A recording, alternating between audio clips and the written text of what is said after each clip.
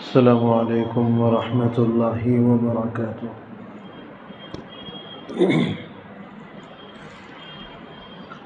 الحمد للہ وکفی وسلام علی عباده الذین اصطفى وعلى آلہ واصحابہ المجتبى اما بعد۔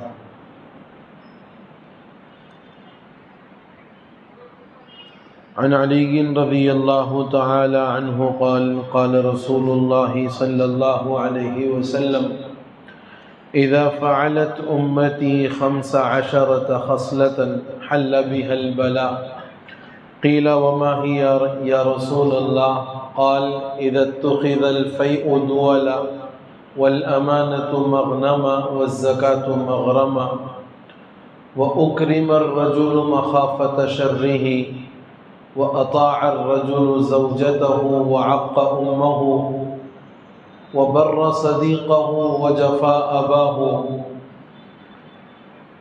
ورفعت الأصوات في المساجد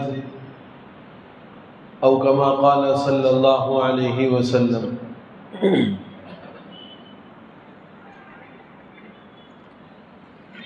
بزرگان محترم، قابل احترام عزیز بزرگوں اور نوجوان بھائیوں، گزشتہ جمعہ میں ہم نے جس حدیث پر بات شروع کی تھی اس میں سے 3 باتیں ہمارے سامنے آ چکی ہیں۔ حضور اکرم صلی اللہ علیہ وسلم نے ارشاد فرمایا کہ جب میری امت 15 کام کرنے لگے تو پھر ان پر بلاؤں اور مصیبتوں کا نازل ہونا حلال ہو جاتا ہے، یعنی یہ اس لائق ہوتے ہیں کہ اب ان پر آسمان سے، زمین سے، جہاں سے اللہ کو منظور ہو آفات اور بلیات کا نزول ان پر ہونا شروع ہو جاتا ہے۔ صحابہ نے پوچھا کہ وہ 15 کام کیا ہیں؟ حضور نے فرمایا اذا اتخذ الفیء دولا، جب مال غنیمت کو ذاتی مال بنا لیا جائے، والامانۃ مغنما، اور امانت کو مال غنیمت سمجھا جائے، والزکاۃ مغرما، اور زکوٰۃ کو ٹیکس سمجھا جانے لگے۔ ان 3 چیزوں پر ہماری گفتگو ہوئی۔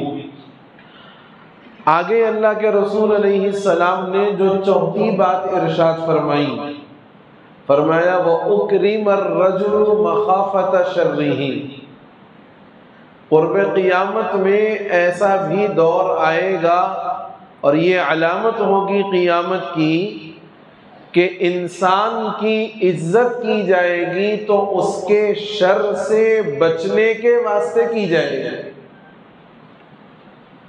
کسی انسان کی اگر کوئی عزت کر رہا ہو، کسی کی کوئی تعظیم اور توقیر کر رہا ہو، تو اس وجہ سے کہ یہ آدمی سے شر کا اندیشہ ہے، اگر نہیں کریں گے تو اس شر سے اپنے آپ کو بچانے کے لیے اس کی عزت اور توقیر کی جائے گی۔ کئی اس کی مثالیں آپ سمجھ سکتے ہیں۔ علاقے کے اندر کوئی پہلوان قسم کا آدمی ہے، مثال دے رہا ہوں، باہر جا کے یہ نہیں بولنا فلاں پہلوان پہ بولے، مثال سمجھنے کے لیے دے رہا ہوں کہ کوئی پہلوان قسم کا آدمی ہے اور اس کا بڑا رعب اور دبدبہ ہے، اب لوگ اس کی عزت کر رہے ہیں، اس کا احترام کر رہے ہیں یا اس کو سلام ٹھوک رہے ہیں، تو اس کے پیچھے کوئی ایسی چیز نہیں ہے کہ یہ بہت قابل احترام ہے، بڑا متبرک آدمی ہے، مقدس آدمی ہے، نہیں۔ اس لیے کہ اگر سلام نہیں کریں گے، ان کی عزت اور توقیر نہیں کریں گے تو یہ دوسروں کے لیے نقصان پہنچانے کا ذریعہ بن جائیں گے، تو اس نقصان سے بچنے کے لیے، اس کے شر سے بچنے کے خاطر اس کی عزت اور توقیر کی جا رہی ہے۔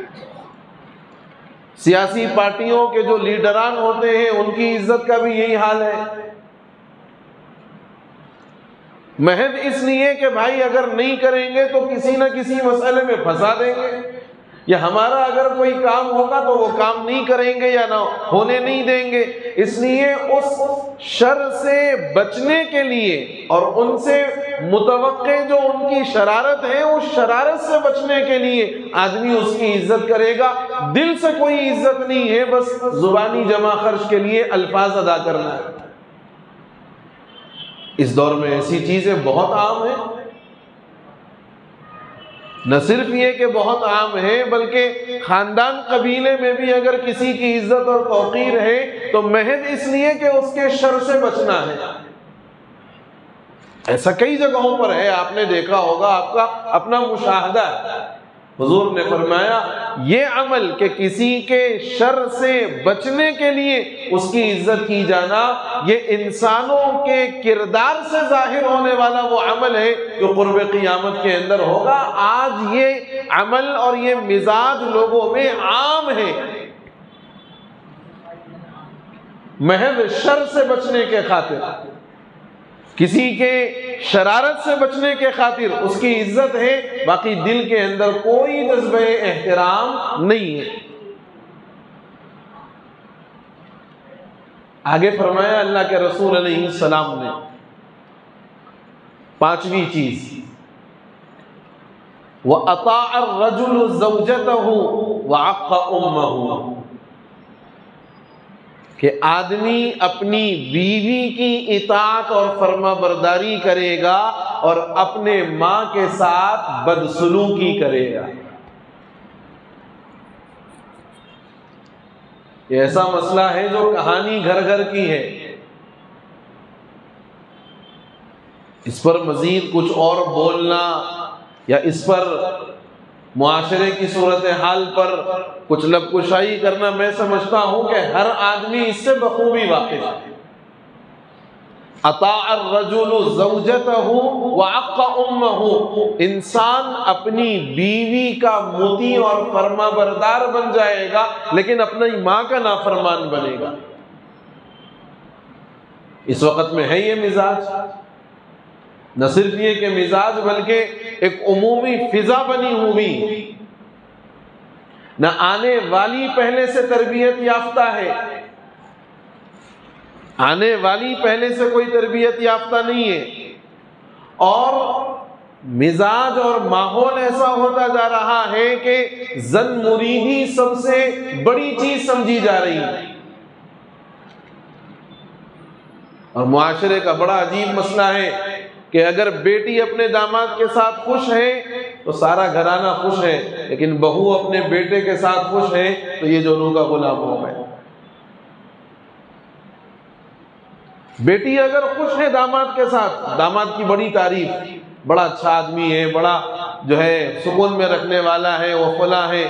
اور اگر وہی بہو اپنے بیٹے کے ساتھ خوش ہے تو نہیں صاحب یہ جادو کرا دی اس کو، کچھ نہ کچھ پڑا کے اس کے کھانے میں، مٹھائی میں یا سرانے تیل کے اندر پڑ کے پھونک دی، لہذا روز لگا لی، اسی کا بنتے جا رہا. اور عورتوں کے اندر بھی ادب، قاعدہ، لحاظ اور اپنے عورت پن کا احساس بھی ہونا ضروری. اللہ نے عورت بنایا، صنف نازک بنایا ہے. صنف نازک کہتے ہیں لیکن زبان اتنی خطرناک کہ پوچھو نہ کیا. بعض مردوں کے بھی زبان پر ویسے الفاظ نہیں آتے جیسے خواتین کی زبان پر آتے. اللہ نے صنف نازک بنایا ہے تو اپنے اس صنف کا کم از کم لحاظ کر لیا جائے. اور پھر لوگوں کا ایک مزاج یہ بنا ہوا ہے کہ ماں باپ کے رہنے تک اور ان کے بقید حیات رہنے تک الا ماشاء اللہ اکثریت یہ مزاج اس وقت میں بنا چکی ہے کہ ماں باپ کے رہنے تک ان کے قدر کرنے کا، ان کے ادب کا اور ان کی ضروریات کے خیال اور لحاظ کا کوئی مزاج نہیں ہے. اور جب والدین دنیا سے رخصت ہو جاتے ہیں تو قبر پر سنگ مرمر اور قبر کے اوپر پھولوں کی چادر اور ان کے نام پر لنگر لگا کر لوگوں کو دکھاتے ہیں کہ ہم بہت بڑا نیک کام کر رہے ہیں. جب تک زندہ ہیں یہ ان کی قدر کرو. اور حضور اکرم صلی اللہ علیہ وسلم نے فرمایا کہ جنت تو ماں کے قدموں کے نیچے. جنت ماں کے قدموں کے نیچے ہے، بیوی کے قدم کے نیچے کچھ بھی نہیں ہے۔ ٹھیک ہے، اس کے ساتھ حسن سلوک کا حکم ہے، یقیناً کریے، وہ ہمارے حسن سلوک کی یقیناً محتاج ہے، اور ہمیں حکم ہے کہ ان کے ساتھ حسن سلوک کیا جائے، لیکن حسن سلوک مرد کرتا رہے اور عورت یہ سمجھے کہ یہ زن مریدی کا جو ہے اس کے اوپر اثر ہوا ہے، لہذا اس کے ساتھ بے ادبی، گستاخی، اور مرد کے ساتھ جیسا چاہا ویسا زبانی استعمال اگر ایسا کرنے والی عورتیں ہیں، ایسی عورتیں جہنمی ہیں، ایسی عورتیں جہنمی ہیں، جو اپنے شوہروں کے ساتھ حد و ادب میں نہیں رہتی ہیں، جو ان کے ساتھ زبان درازیاں کرتی ہیں۔ حضور نے کیا فرمایا کہ میں نے عورتوں کی کثرت کو جہنم میں دیکھا ہے۔ فرمایا کیوں؟ اس لیے کہ یہ یا تو شوہر کی نافرمانی کرتی ہیں، ناشکری کرتی ہیں، بدزبانی کرتی ہیں، اس کے ساتھ بدسلوکی کرتی ہیں، یا پھر یہ ہے کہ یہ لعنت ملامت کرتی ہیں، بد دعائیں دیتی ہیں۔ ایک بات یاد رکھنا میرے بزرگوں، بد دعا جو ہے، حضور نے فرمایا اتقی دعوت المظلوم، مظلوم کی بد دعا سے بچو، فإنہ لیس بینہا وبین اللہ حجاب، کہ مظلوم کی بد دعا اور اللہ کے پاس قبولیت میں کوئی پردہ نہیں ہوتا، یہ دل سے آہ نکلتی ہے، آسمانوں پر جاتی ہے۔ لیکن کس کے لیے؟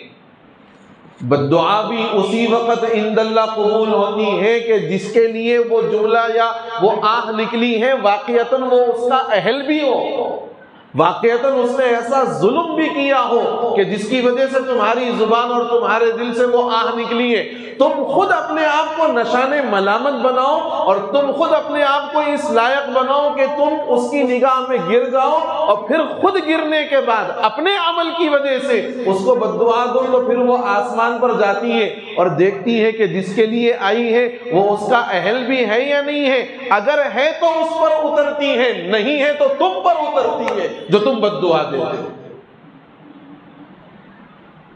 یہ بیماری ہے عورتوں میں، جب چاہا جب زبان اٹھائے تعارف کو لگائے بد دعا دے دیے۔ ان کو یہ یاد رکھنا چاہیے کہ بد دعا جس کے لیے دے رہی ہو، واقعتاً اگر وہ اس کا لائق ہوا، واقعتاً اس نے ایسا کیا، تو پھر وہ بد دعا کا مستحق بنے گا۔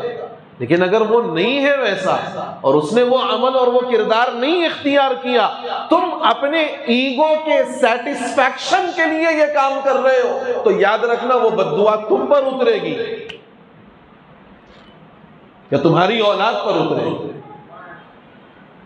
اس لیے اپنے خاص طور سے مردوں کے لیے یہ حکم جو دیا گیا اور ان کی جو علامت بتائی گئی، اطاع الرجل زوجتہ، مرد اپنی بیوی کا مطیع بن جائے گا، اس کا فرما بردار بن جائے گا، اور ماں کا نافرمان بنے گا، ماں کے ساتھ بدسلوکی کرے گا۔ زندگی میں کبھی لا کے ماں کو پھول کا ایک گجرا نہیں دیا، اور مرنے کے بعد ہر ہفتہ لے جا کے چادر چڑھا گا۔ اسی لیے میں نے کہا کہ جب تک زندہ ہیں ان کی قدر کرو، جب تک زندہ ہیں ان کی ہر ضرورت کے لیے اپنے آپ کو پیش کر دو، بچھا دو، اور یہ ہرگز مت سوچو کہ تم اگر اپنا مال ان پر لگاؤ گے تو مال ختم ہو جائے گا۔ خدا کی قسم تم 1000 لگاؤ گے، اللہ 10,000 دلائے گا تمہارے۔ تم 1000 اپنے ماں باپ پر لگاؤ گے، اللہ 10,000 کا انتظام کروائے گا، یہ یقینی بات ہے۔ مگر نہیں ہے، وہ یقین نہیں ہے۔ اس کے بعد اللہ کے رسول علیہ السلام فرماتے ہیں، چھٹی علامت، وَبَرَّ صَدِيقَهُ وَجَفَا أَبَاهُ، دوستوں کے ساتھ بڑا اچھا حسن سلوک۔ دوست احباب مل رہے ہیں، ساتھی مل رہا ہے، کلاس میٹ مل رہا ہے، بڑا بہترین سلوک، بڑا اچھا اس کا استقبال، اس کے ساتھ اچھا وقت گزارنا، یہ ساری چیزیں ہیں۔ لیکن جب باپ کے ساتھ بات کرنے کا معاملہ آتا ہے، وَجَفَا أَبَاهُ، باپ سے دوری اور کنارہ کشی اختیار کر لیتا ہے۔ دوستوں میں جا کر گھل مل رہا ہے، لیکن والد جب سامنے آئے یا اس کو والد کے سامنے جانا پڑے تو کنارہ کش ہو رہا ہے۔ ایک بزرگ نے اپنی کتاب میں ایک واقعہ لکھا، فرماتے ہیں کہ باپ ہونے کا احساس اس وقت تک نہیں ہو سکتا جب تک خود تم باپ نہ بن جاؤ۔ باپ ہونے کا احساس اس وقت تک نہیں ہو سکتا جب تک تم خود باپ نہ بن جاؤ، اور جو باپ ہوتا ہے وہ اپنی اولاد کے لیے کیا کچھ کرتا ہے یہ جب تم باپ بنو گے تو پتا چلے گا کہ تم اپنی اولاد کے لیے کیا کر رہے ہو۔ ماں اپنی جوانی کو باورچی خانے کی آگ پر جلاتی ہے، اور باپ اپنے ہڈیوں کے گودے کو موسم کی بارش، گرمی اور سردی کے اندر گھلا دیتا ہے، تب جا کر جوان بیٹوں کی ہڈیوں میں گودا آتا ہے، تب جا کر جوان بیٹوں کی ہڈیوں میں گودا آتا ہے۔ اور پھر یہی اولاد اپنی ماں باپ کے لیے کہتی ہے کہ آپ نے ہمارے لیے کیا ہی کیا ہے۔ تو ایک بزرگ نے لکھا ہے کہ ایک باپ اپنے بیٹے کے ساتھ پارک میں گیا، اور وہاں جا کر دور ایک پرندہ بیٹھا ہوا تھا، بچہ چھوٹا سا تھا، اس نے اپنے باپ سے پوچھا کہ ابا وہ کیا ہے؟ تو باپ نے کہا بیٹا وہ طوطا ہے، جو پرندہ تھا۔ تھوڑی دیر گزری، پھر اس بچے نے اپنے باپ سے وہی سوال کیا کہ ابا وہ کیا ہے؟ تو باپ نے پھر کہا کہ بیٹا وہ طوطا ہے۔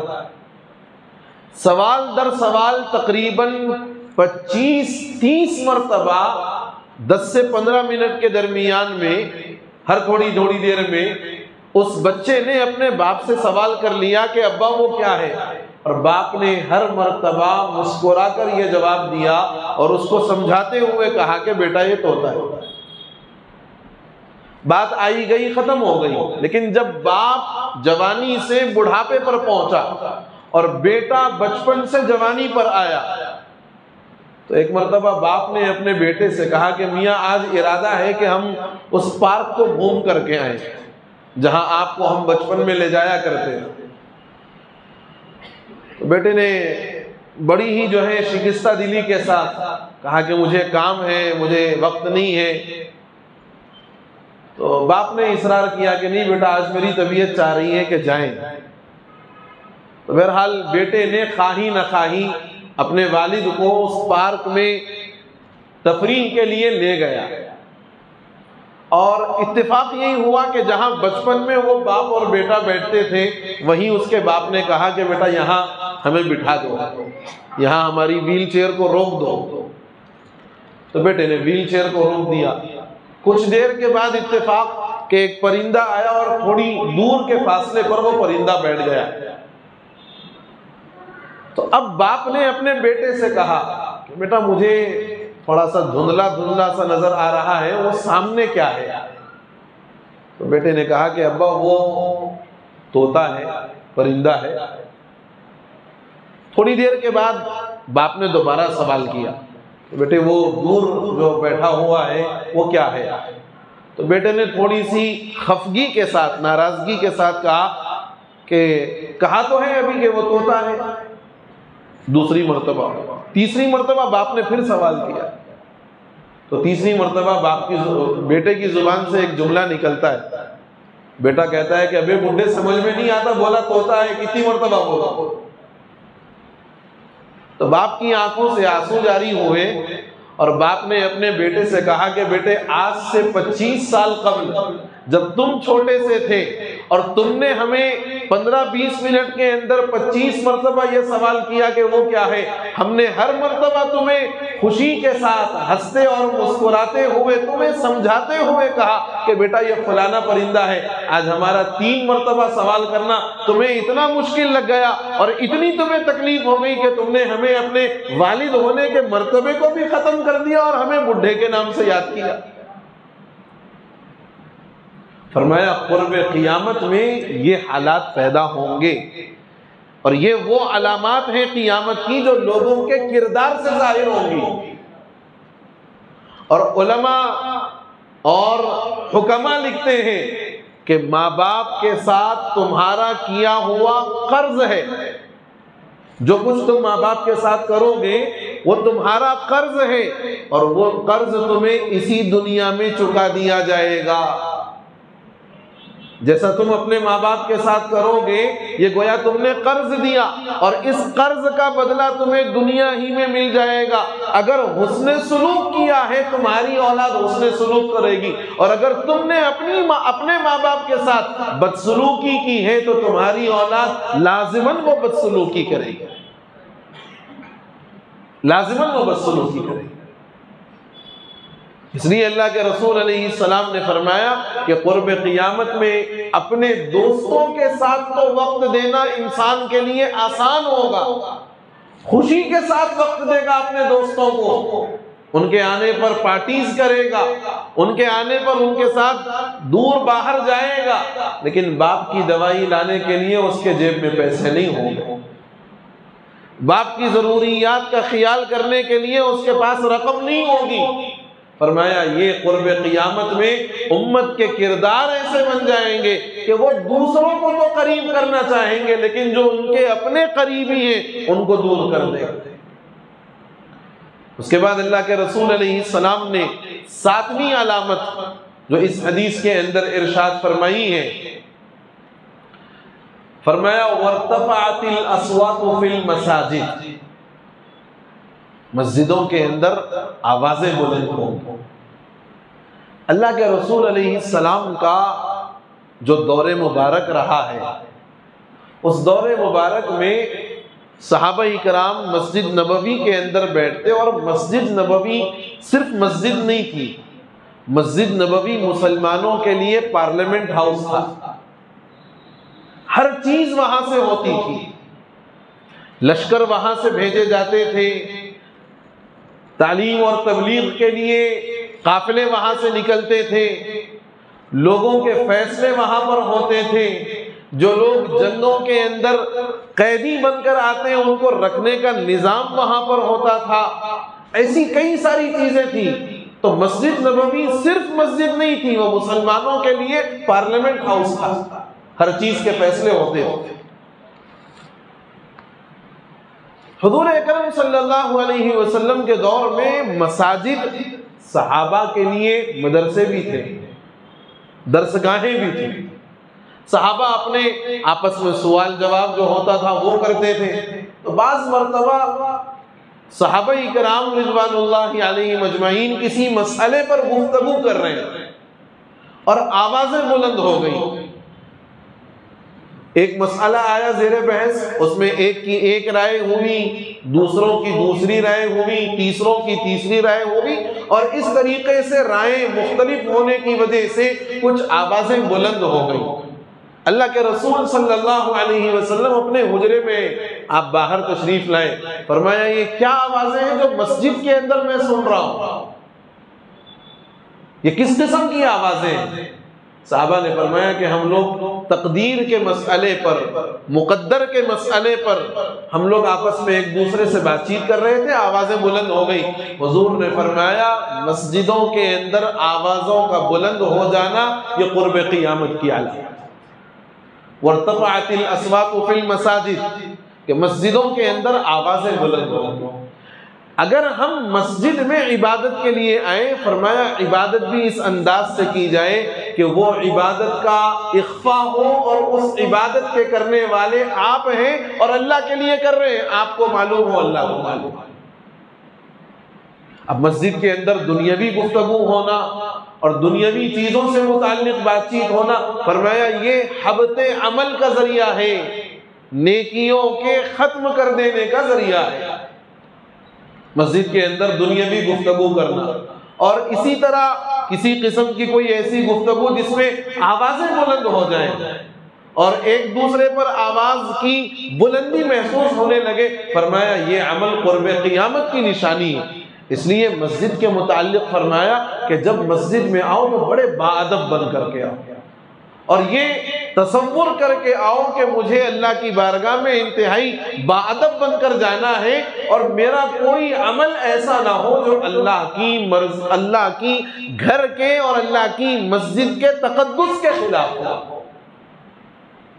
فرمایا یہ چیز بھی قرب قیامت کی علامت ہے، اس لیے ان ساری چیزوں سے اپنے آپ کو بچانے کی اور اس بات کی فکر کرنے کی ضرورت ہے کہ کہیں ایسا نہ ہو کہ جن چیزوں سے آقا مدنی صلی اللہ علیہ وسلم نے منع فرمایا ہے اس کا صدور اور وہ چیز ہم سے وجود میں نہ آ جائے، اس بات سے اپنے آپ کو بچانے کی ضرورت ہے۔ ایک اور علامت اللہ کے رسول علیہ السلام نے بیان فرمائی، وَلَعَنَ آخِرُ هَذِهِ الْأُمَّةِ أَوَّلَهَا، اس امت کے اخیر میں آنے والے امت کے پہلے آنے والوں کو لعن طعن کریں گے۔ اس امت میں اخیر میں آنے والے یعنی قیامت کے قریب آنے والے، اس سے پہلے آنے والے، یہ لوگ اس امت کا پہلا جو طبقہ ہوگا اس طبقے پر لعنت ملامت کرے گا۔ مجھے کچھ زیادہ وضاحت نہیں کرنی ہے، بس اتنی بات ہمیں سمجھنی ہے کہ حضرات صحابہ اکرام رضوان اللہ علیہم اجمعین کے متعلق اہل السنہ والجماعہ کا یہ متفقہ عقیدہ ہے کہ سارے کے سارے صحابہ عادل ہیں، سارے کے سارے صحابہ عادل ہیں، یعنی اللہ نے ان کو حضور کے فیض صحبت کے لیے منتخب فرمایا، اللہ نے ان کو حضور کی رفاقت کے لیے طے فرمایا ہے، اور تمام صحابہ مرتبہ عدل میں برابر سرابر ہیں۔ یہ الگ بات ہے کہ فضیلت درجات کے اعتبار سے الگ الگ ہے۔ حضرت ابو بکر کا جو مقام ہے پورے امت میں وہ مقام کسی کا نہیں ہے جو حضرت ابو بکر کا ہے۔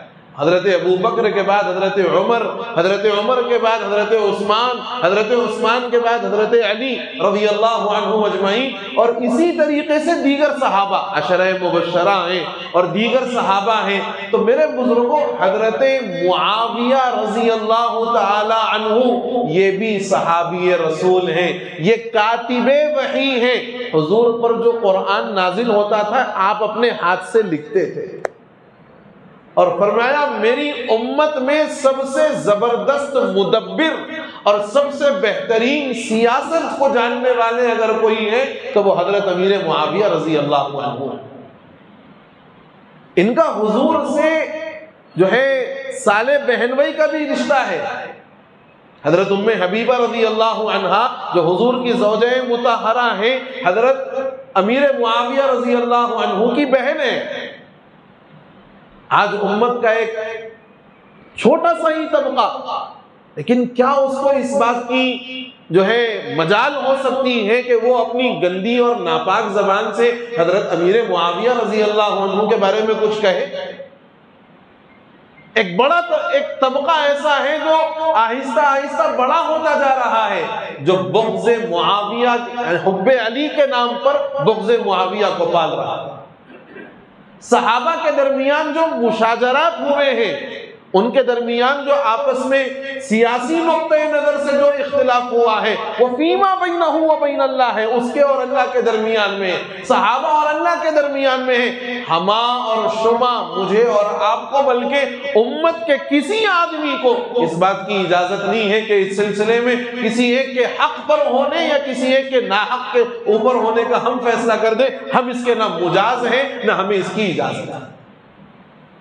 تو یہ دلیل ہے کہ اس دور میں ایک چھوٹا سا طبقہ ہے، ایک چھوٹے سے جو ہے گروہ کے لوگ ہیں جو اپنے دلوں کے اندر حب علی کا نعرہ لگاتے ہیں لیکن اس کے پیچھے بغض معاویہ کو چھپائے ہوئے ہیں۔ صحابہ تمام کے تمام عادل ہیں اور سارے صحابہ واجب الاحترام ہیں، ہر ایک کے ساتھ ادب کا، احترام کا اور عقیدت کا معاملہ کرنا ہر امتی کا ایمانی فریضہ ہے، اور ساروں کے بارے میں یہ کہنا ہے کہ رضی اللہ عنہم ورضوا عنہ، وہ اللہ سے راضی ہوئے، اللہ ان سے راضی ہوا۔ جب اللہ نے ان کو اپنی رضا کا پروانہ دے دیا تو ہم کس حیثیت کے آدمی ہیں جو ہم اپنی گندی زبان سے ان مقدس ہستیوں کے بارے میں کچھ کہیں؟ اگر کوئی کہتا ہے تو وہ غلطی پر ہے، اگر کوئی کچھ کہتا ہے تو وہ اپنی اس غلطی پر توبہ کرے اور اللہ سے رجوع کرے کہ اللہ مجھ سے یہ غلطی ہو گئی ہے، مجھے معاف فرما دے۔